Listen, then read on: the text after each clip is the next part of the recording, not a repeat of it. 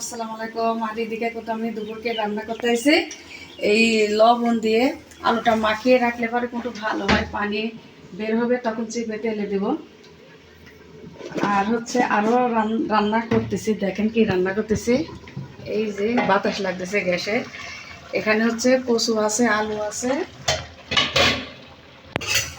আর পুঁই শাক দিয়ে মাছ রান্না করব। এই যে মাছ এখানে ভেজে রেখেছি।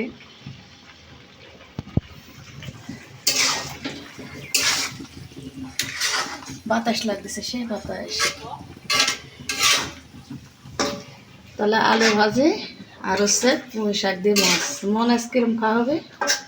আর মন হচ্ছে 2 থাল ভাত খাইলে, বুঝছেন আপনারা? আপনারা তো জানেন আজ মন হচ্ছে ভাত, কালকে একবার বেশি খাওয়া ফেলেছে, আজকেও ভাত বেশি খাবে।